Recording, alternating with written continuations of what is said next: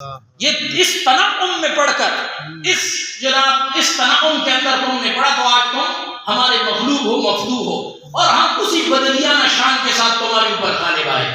تو بہرحال صحابہ اس تمدن کے لوگ تھے. اب جناب اس وہاں مادی تمدن تھا، اس مادی تمدن کا ادراک کر کے، ان کی ترقی کا ادراک کر کے مسلمانوں کو اس سطح پہ لانے کے لیے ایک ایسی شخصیت کی ضرورت تھی جو اس سیاست کے رموز اور اسرار کو جانتا ہو، اس کو جناب اخذ کر سکتا ہو، اس کو اپنے لیے استعمال کر سکتا ہو، ان کے مادی کر و فر کا جواب دے سکتا ہو اور ان کے گلے پہ بیٹھ کر، گلا گھونٹ کر اسلام کا پھریرا وہاں لہرا سکتا ہو، ان کی سازشوں کو سمجھ سکتا ہو. اس متمدن قوم کا مقابلہ کرنے کے لیے جس سطح کی شخصیت کی ضرورت تھی وہ صحابہ کرام میں امیر معاویہ کی شخصیت تھی. اور یہ فیصلہ اس شخصیت کا فیصلہ ہے جس کی فراست کی مثالیں صحابہ کرام میں دی جاتی تھی اور جس کے بارے میں حضور اقدس صلی اللہ علیہ وسلم نے فرمایا تھا لم ارا عبقریا، میں نے عمر سے زیادہ عبقری شخصیت کسی کی نہیں دیکھی.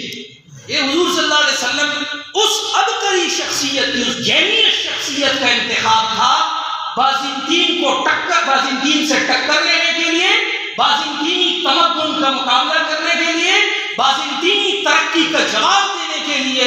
اور صحابہ کی جماعت میں جو شخصیت سب سے مناسب حضرت عمر کو نظر آئی وہ امیر معاویہ تھی، اس لیے حضرت امیر معاویہ کا اپنے گورنری کے لیے انتخاب کیا.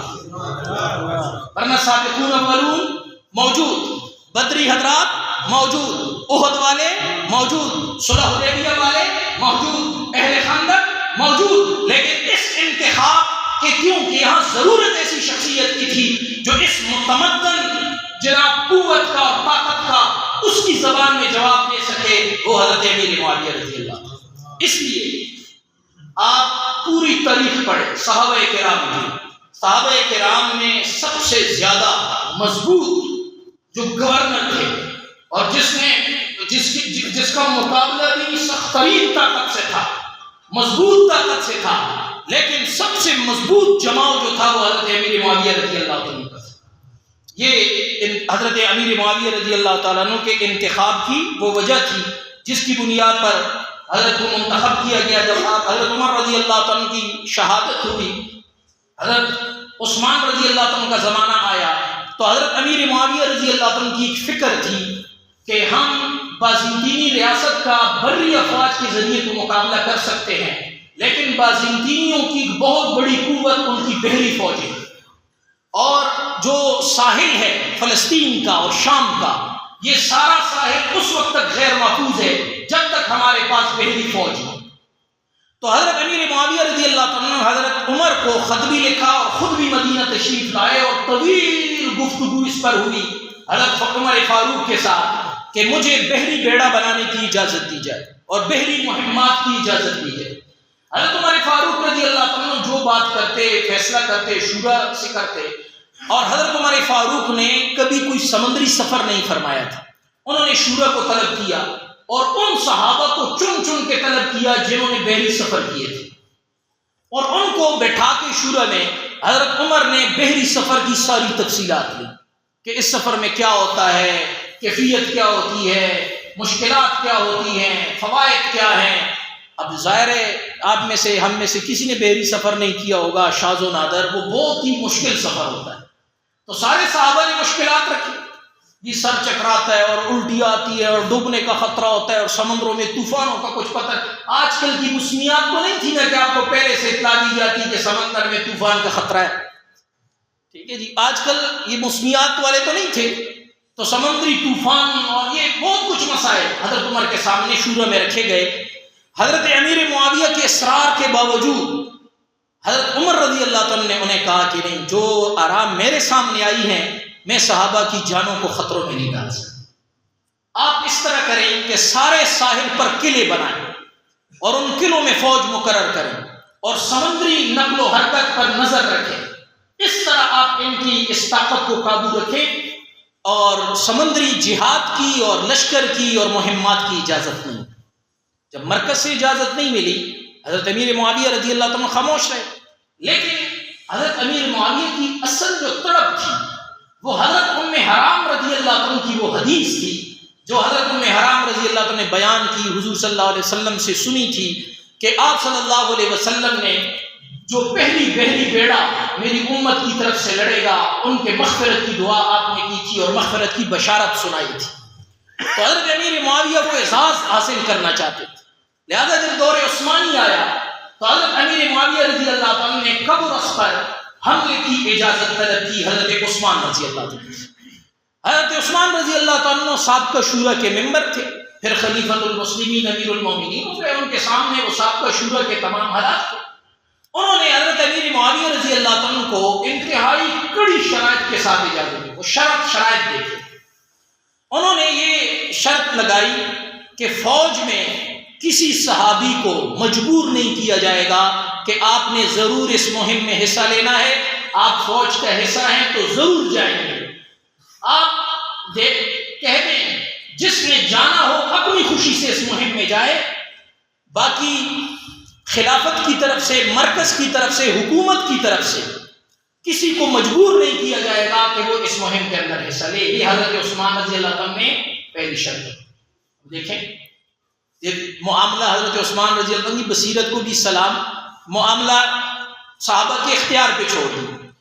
دوسری شرط ملاحظہ فرمائیں، دوسری شرط یہ رکھی کہ اے معاویہ، اس جنگ کی قیادت آپ نے شام میں بیٹھ کے نہیں کرنی، آپ خود اس بحری بیڑے میں جائیں گے، خود قیادت کریں گے، تاکہ ڈوبے تو پہلے آپ ڈوبے. آپ نے خود جانا. یہاں تک تو بات بڑی آسان تھی، یہاں تک بات بڑی آسان تھی. صحابہ کرام کو شہادت سے زیادہ کس چیز کی طرف تھی؟ امیر معاویہ پہلے والے میں تیار. اگلی شخص نے فرمایا اپنی ساری بیوی اور بچوں کو بھی ساتھ لے کر جائیں. حضرت عثمان رضی اللہ عنہ یہاں پہ بس نہیں تھا، اپنی ساری بیویاں، اہل خانہ، اپنے بچے سب کو لے کر جائیں گے. اس شرط پر آپ کو قبرص کے مہم کی اجازت ہے. نا امتحان گورنر صاحب کا. اب پتہ چلتا ہے کہ کون شوق اس کے لیے اپنے حکومت کے وسعت کے لیے لڑتا ہے، کون اعزازات کے لیے لڑتا ہے، کون خدا کی راہ میں لڑتا ہے. یہاں پر پتہ چلتا ہے. یہ صحابہ تھے. آج کے گورنر اور آج کے جناب ہمارے دور کی باتیں ہوتی، یہ آج کل بڑا فیشن چل پڑا ہے اس دور کا صحابہ کے دور سے موازنہ. عمر فاروق رضی اللہ عنہ کی ویلفیئر جناب ریاست اور فلاں ریاست، یہ کوئی گپ ہے بھائی؟ صحابہ تھے، ان کی مشابہت کا ہم تصور بھی نہیں کر سکتے. تو حضرت امیر معاویہ رضی اللہ عنہ نے ساری شرطیں منظور کی، اہل خانہ سمیت اس بحری بیڑے کی قیادت ہو گئی. اور حضرت امیر معاویہ رضی اللہ عنہ نے افریقہ کے جنگلات کٹوائے اور اردن کے اندر بہت بڑا کارخانہ بنایا بحری اس کا، جہازوں کا. اور حضرت سعد بن قیس الحارثی رضی اللہ تعالیٰ عنہ کو بحریہ کا چیف مقرر کیا. اور جناب جہاز تیار ہونے لگے اور قبرص پر یہ صحابہ کرام کا پہلا بحری بیڑا تھا جو 27 ہجری کے اندر سمندر میں اترا. یہ صحابہ کرام کی جماعت پہلی دفعہ جہاد کے لیے سمندر میں اتری. کس کی قیادت میں؟ حضرت امیر معاویہ. اب یہ حدیث تو سب نے سنی تھی صحابہ. او ہو، بوڑھے صحابہ چل پڑے اور حضرت ابو ذر غفاری آ رہے اور حضرت ابو درداء آ رہے اور حضرت شداد بن اوس آ رہے. وہ صحابہ جن کے فوج میں عہدے نہیں تھے، جو حضرت ابو درداء کی تشکیل شام میں دمشق میں قرآن اور حدیث پڑھانے کے لیے ہوئی تھی. اور دمشق کے جامع مسجد میں 10,000 شاگردوں کے حلقے کو وہ قرآن اور سنت پڑھایا کرتے تھے. وہ بھی چل پڑے مدرسہ بند. انہوں نے بھی جناب خود کو پیش کیا. حضرت ابو ذر غفاری رضی اللہ عنہ وہ بھی چل پڑے. اب صحابہ کرام جہاں جہاں یہ فضیلت پہنچی، حضرت ام حرام اور یہ صحابہ، حضرت عبادہ بن صامت رضی اللہ عنہ جلیل القدر صحابہ کی جماعت حضرت امیر معاویہ کی قیادت میں گئی اور قبرص کو صحابہ کرام نے فتح کیا. اور جناب حضرت امیر معاویہ رضی اللہ عنہ نے جو وہاں شرائط منوائی ان سے، حضرت امیر معاویہ رضی اللہ عنہ نے 72,000 سونے کی دینار یہ ان پر جزیہ رکھا. حضرت امیر معاویہ رضی اللہ عنہ نے ان کی حکومت کو برقرار رکھا. لیکن کہا کہ یہ ریاست ہمیں ٹیکس دے گی اور یہ ہمارا اڈا ہوگی، ہم یہاں اپنا بحری اڈا قائم کریں گے۔ اور جو سب سے زبردست شرط ابن خلدون نے لکھی ہے، جو منوائی حضرت امیر معاویہ نے، کہ یہ ہمارا اڈا ہوگا، یہاں سے ہم جہاں چاہیں بحری بیڑا روانہ کر کے حملہ کر سکیں گے۔ یہ جو سپر پاور ہوتے ہیں، سپر پاور، یہ دوسروں کے علاقوں میں اس طرح اترتے ہیں اور اس طرح شرائط منواتے ہیں۔ آج کی سپر پاور، آج کے جو طاقت کے مراکز ہیں ان کو دیکھ لو، امریکہ کو دیکھ لو، جہاں چاہتا ہے اترتا ہے اور اپنی شرائط پہ بات کرتا ہے۔ امیر معاویہ نے پہلے یہ سپر پاور کون تھے؟ یہ سپر پاور رومی تھے، یہ سپر پاور فارسی تھے، بازنطینی تھے۔ حضرت امیر معاویہ نے جو جوہر حضرت عمر فاروق نے دیکھ کر ان کو شام کے پائے تخت پر بٹھایا تھا، وہ یہی تھا کہ یہ بازنطین کو ٹکر دے سکتے ہیں۔ وہ حضرت معاویہ نے کر کے دکھایا اور اتر کر ان کے سرزمین پر اپنی شرائط پر اپنی شرطیں منوا کر ان کے ساتھ صلح کی۔ سیاست امیر معاویہ زندہ باد، بصیرت امیر معاویہ زندہ باد، شان امیر معاویہ زندہ باد۔ حضرت امیر معاویہ رضی اللہ تعالیٰ عنہ نے قبرص کو فتح کر کے بازنطین کو ایک بہت بڑا دھچکا دیا، اتنا بڑا دھچکا لگا کہ بھائی سمندر میں ان لوگوں کا بحری بیڑا بھی چل پڑا ہے اور جناب ان کو سمندری اڈے بھی مل گئے ہیں اور جناب یہ یہاں سے چل کر ان جزیروں پر جناب قابض ہو گئے ہیں، یہاں سے ان کو معاہدے ہو گئے ہیں کہ یہاں سے یہ حملے بھی کر سکتے ہیں۔ تو بازنطینیوں کے تو ہوسان خطا ہو گئے۔ اب جناب حضرت امیر معاویہ رضی اللہ تعالیٰ نے شام، الجزیرہ، اس کو فتح کرنے کے بعد پھر جناب واحد جو بری راستہ تھا جس سے بازنطینیوں کی تجارتی قافلے گزرتے تھے وہ آرمینیا کا تھا۔ حضرت امیر معاویہ رضی اللہ عنہ نے اگلا ہدف یہ رکھا کہ آرمینیا کو فتح کر کے بازنطینیوں کی معاشی قوت مکمل ہو۔ اب جب اس ارادے کا بازنطینیوں کو علم ہوا تو ان کے تو پاؤں نیچے زمین نکل گئی۔ اگر آرمینیا فتح ہو جائے تو بازنطینی ریاست کی معاشی ترسیلات کے راستے سارے کے سارے بند ہو جائیں گے، بری راستے۔ تو جناب جب تجارت کسی ملک کی بند ہوتی ہے، وَقْعُدُوا لَهُمْ كُلَّ مَرْصَدٍ، قرآن کہتا ہے کہ ان کے لیے ہر مرصد پہ بیٹھ جاؤ، جہاں ان کی گزرگاہ ہے ان پہ بیٹھ جاؤ اور ان کا گلا توڑ دو اور ان کی طاقت اور شوکت توڑ دو۔ آج جتنے بحری راستے ہیں مسلمانوں کے پاس، جتنے تجارتی بری راستے ہیں، جتنے فضائی راستے ہیں مسلمانوں کے پاس ہے، لیکن وَقْعُدُوا لَهُمْ كُلَّ مَرْصَدٍ اس پر عمل کرنے والا کوئی معاویہ نہیں ہے۔ حضرت امیر معاویہ رضی اللہ عنہ نے آرمینیا کے لیے حضرت حبیب بن مسلمہ رضی اللہ تعالیٰ کا انتخاب کیا۔ فوج گرد و پیش میں مصروف ہے، افریقہ کا جہاد جاری ہے۔ حضرت امیر معاویہ رضی اللہ عنہ نے 8000 صحابہ دیے حضرت حبیب بن مسلمہ اور آرمینیا کے مہم پر روانہ کیے۔ آگے جب گئے تو بازنطینیوں کو تو پتا تھا کہ موت و حیات ہے، معاشی موت ہے اگر آرمینیا ہاتھ سے نکلتا ہے، تو انہوں نے اپنا زبردست کمانڈر جو ہے اس کو روانہ کیا اور بڑا لشکر دیا کہ بھائی مسلمان آرمینیا کا دفاع کریں اور مسلمانوں کی قوت کو روکیں۔ حضرت حبیب بن مسلمہ نے جب منظر دیکھا جنگ کا تو انہوں نے خط لکھا امیر معاویہ کو کہ ہمیں کمک دی جائے اور 8000 افراد مزید ہمارے پاس بھیجے جائے۔ حضرت امیر معاویہ نے توثیق کے لیے خط حضرت عثمان کو مدینہ بھیجا کہ ہمیں مزید جو ہے افواج بھیجنے کی منظوری دی جائے۔ یہ کوئی الٹپ حکومتیں نہیں تھی اچھا کہ بس جو دل میں آئے بس کرتے رہو، یہ منظم حکومتیں تھی، باقاعدہ شورا سے اجازت ہوتی تھی۔ اب جناب حبیب بن مسلمہ رضی اللہ تعالیٰ کو 8000 کے ساتھ مہم جوئی کی اجازت تو تھی، لیکن وہ اپنی مصلحت کے لیے مزید انتظار میں تھے۔